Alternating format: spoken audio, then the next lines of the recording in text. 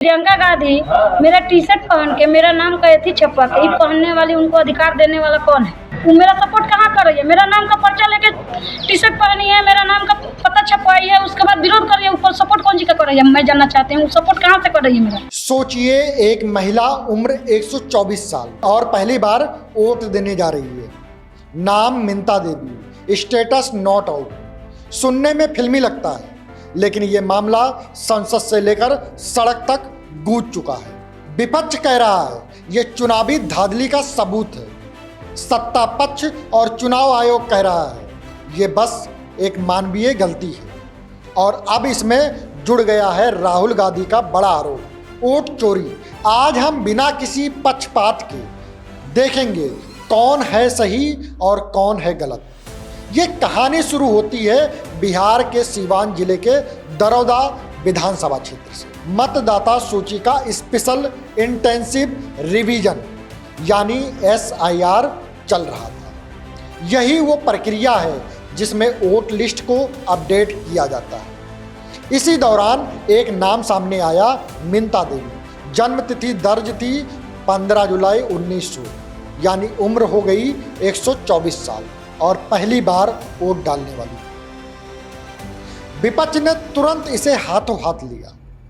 कांग्रेस और इंडिया गठबंधन ने कहा यह कोई इकलौती गलती नहीं है।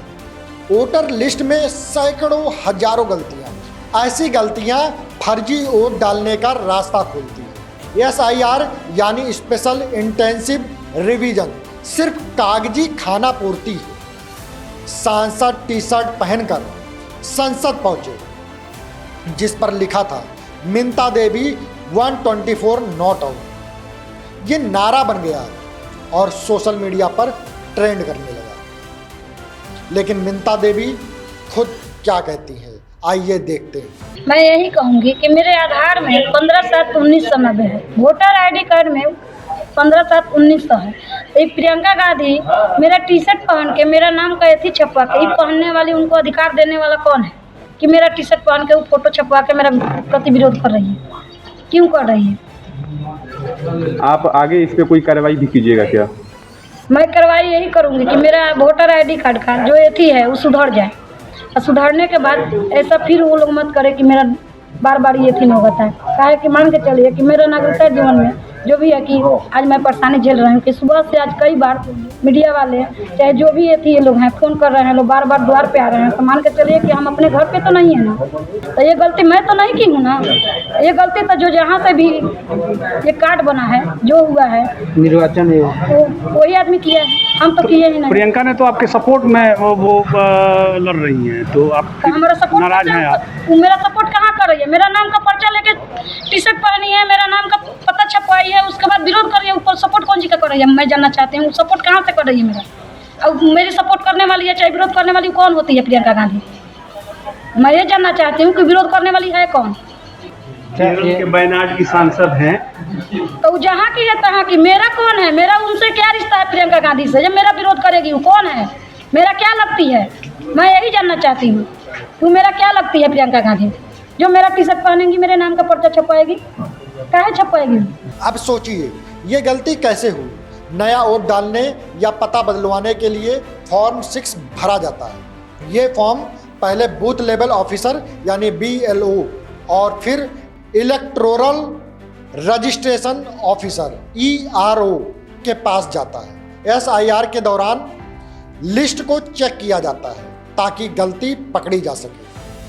लेकिन इस केस में फॉर्म में गलत तारीख लिखी गई या टाइप हो गई और वो SIR में भी सुधरी नहीं।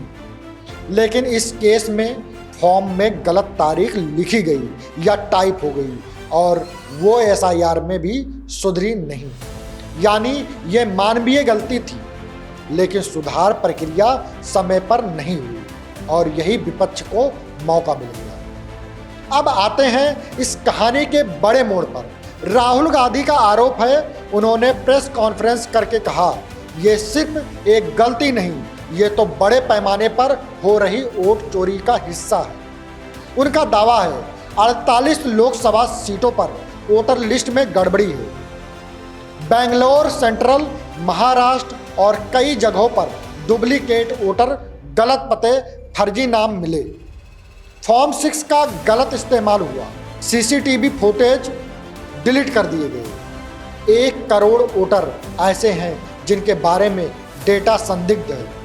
कांग्रेस ने इसे लेकर वोट चोरी अभियान शुरू कर दिया है। मशाल मार्च, हस्ताक्षर अभियान, वेबसाइट, मिस कॉल नंबर, सड़क से संसद तक आंदोलन। राहुल गांधी कहते हैं ये लोकतंत्र पर हमला है। अगर वोट चोरी रुकी नहीं तो चुनाव का मतलब ही खत्म हो जाएगा। सत्ता पक्ष और चुनाव आयोग ने इन आरोपों को खारिज किया। चुनाव आयोग का कहना है मिंता देवी का मामला आइसोलेटेड केस है। उन्होंने खुद फॉर्म में गलती की जो पकड़ी गई और अब सुधर रही है। वोट चोरी का कोई सबूत नहीं दिया गया। राहुल गांधी से कहा गया साक्ष्य के साथ हल्फनामा दीजिए तभी जांच होगी। बीजेपी नेताओं ने इसे विपक्ष का ड्रामा बताया और कहा यह चुनाव से पहले जनता को गुमराह करने की कोशिश है। देखिए इस पूरे मामले में 3 परतें।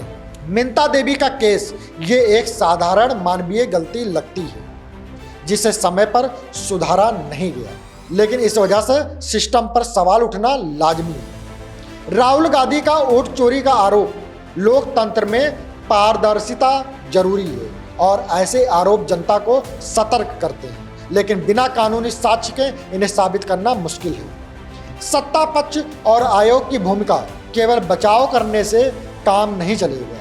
आयोग को खुद प्रोएक्टिव होकर पारदर्शिता बढ़ानी चाहिए। मेरी राय साफ है, अगर राहुल गांधी के पास ठोस डेटा है तो उसे तुरंत आयोग को देना चाहिए। अगर आयोग को कोई भी गड़बड़ी मिलती है तो कार्रवाई पब्लिक डोमेन में दिखनी चाहिए।